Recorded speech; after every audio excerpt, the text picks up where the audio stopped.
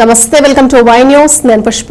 ముఖ్యమంత్రి నారా చంద్రబాబు నాయుడు ఇవాళ అనంతపురం జిల్లాలో పర్యటించారు. ఆర్థిక మంత్రి పయ్యావుల కేశవ్ ప్రాతినిధ్యం వహిస్తున్న ఉరవకొండ నియోజకవర్గంలో హంద్రినివా సుజ్జల స్రవంతి పనులను పరిశీలించారు. అనంతరం జరిగిన సభలో వీర జవాన్లకు నివాళులర్పించిన చంద్రబాబు పాక్ కవ్వింపు చర్యలను తూర్పారబట్టారు. ప్రధానమంత్రి నరేంద్ర మోడీ ప్రభుత్వం పాక్ ను తీవ్రంగా ప్రతిఘటిస్తోందన్నారు. గౌరవ ఆంధ్రప్రదేశ్ రాష్ట్ర ముఖ్యమంత్రి వర్యులు శ్రీ చంద్రబాబు నాయుడు గారు మనమందరినీ ఉద్దేశించి ఇప్పుడు మాట్లాడతారు.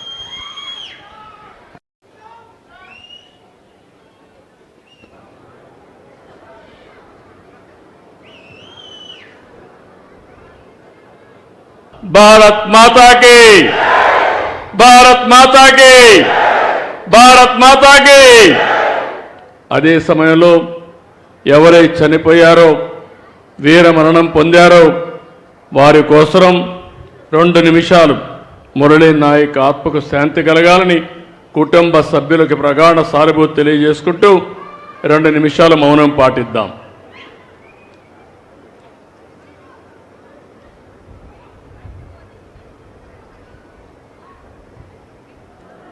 నాకు అఖండ స్వాగతం పలికిన సోదరిమణులందరికీ మీ ఉత్సాహం చూస్తూ ఉంటే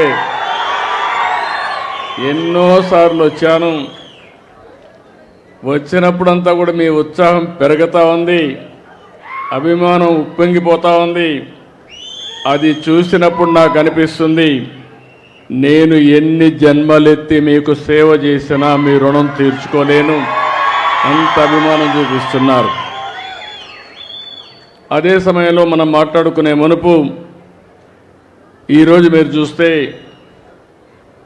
దేశం మొత్తం యుద్ధ వాతావరణంలో ఉంది. ఏదైతే మన వాళ్ళ మీద ఎవరైతే టెర్రరిస్టులు ఉన్నారో వాళ్ళు వచ్చి దాడులు చేయడం, దానిపైన దేశమంతా కూడా ఎక్కడికక్కడ చలించిపోవడం, అది చూసిన తర్వాత ఇప్పుడే కాదు ఎప్పుడూ మన దేశం టెర్రరిజానికి వ్యతిరేకం. ప్రజాస్వామ్యంలో టెర్రరిస్టులకు ఎక్కడా అవకాశమే లేదు. అలాంటిది మన దేశంలో ఎవరైతే మీరు చూస్తే దేశంలో చాలామంది వివిధ ప్రాంతాలకు చెందిన వ్యక్తులు కాశ్మీర్కి వెళ్ళడం, అతి దారుణంగా అతి కిరాతకంగా ఆడబిడ్డల ముందర పిల్లల ముందర మగవాళ్ళని ఇష్టానుసారంగా చంపేశారు. అది చూసినప్పుడు చాలా బాధేస్తుంది.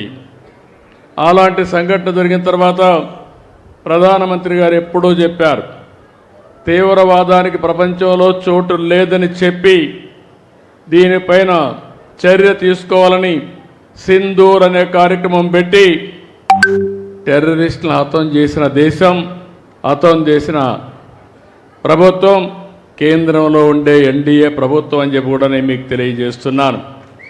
అలాంటి చేసినప్పుడు ఎక్కడికక్కడ వాళ్ళు కరెక్ట్ చేసుకోవాల్సింది పోయి మళ్ళీ ఏదైతే ఈరోజు పక్కనుండే పాకిస్తాన్ అయితే మళ్ళీ మన మీద దాడులు చేస్తూ కవ్వింపు చర్యలు చేస్తున్నారు.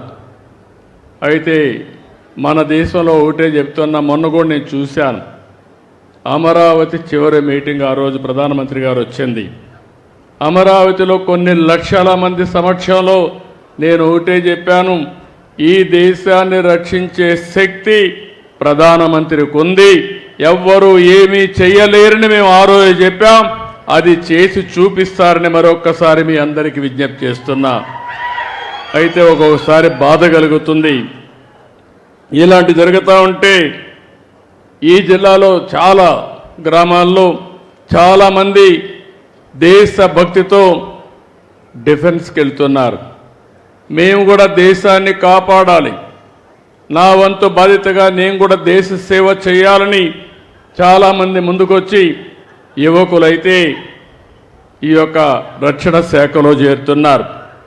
అందులో చేరిన వ్యక్తుల్లో మన తెలుగు బిడ్డ మురళీ నాయక్ ఈ జిల్లా వాసి. ఆ మురళీ నాయక్ ప్రాణాలు కోల్పోవడం చాలా బాధేస్తుంది. ఈరోజు మీరు చూసినప్పుడు జమ్మూ కాశ్మీర్ సరిహద్దుల్లో పాకిస్తాన్ జరిపిన కాల్పుల్లో మన ఉమ్మడి జిల్లాకు సంబంధించిన వ్యక్తి నిన్న చనిపోయారు. గోరంట్ల మండలం కల్లి తండాకు చెందినటువంటి మురళి నాయక్ వీర మరణం, దేశం కోసం చనిపోయారు. బాధేస్తుంది. వాళ్ళ తల్లిదండ్రులతో ఇప్పుడే నేను మాట్లాడాను. తల్లి వచ్చి జ్యోతిబాయ్, తండ్రి వచ్చి రామ్ నాయక్. వారికి నా ప్రగాఢ సానుభూతి తెలియజేస్తున్నా.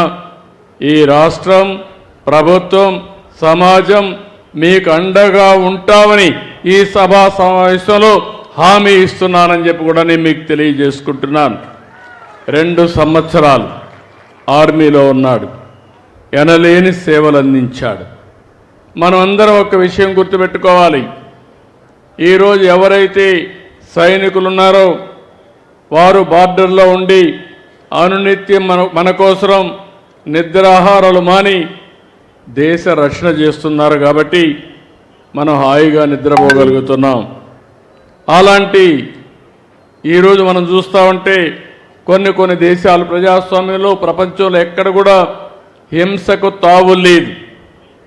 అందరూ కూడా ప్రగతిలో పోటీ పడవలసిన అవసరం ఉంది.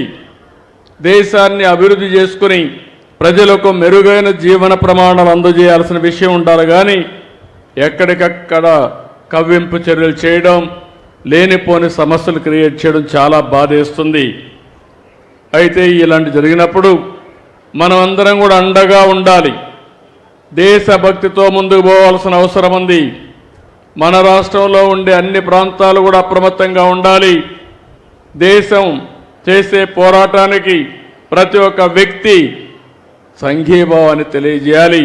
అండగా ఉంటామని నినదించి చెప్పాల్సిన అవసరం ఉందని చెప్పి కూడా నేను మీకు తెలియజేస్తున్నాను.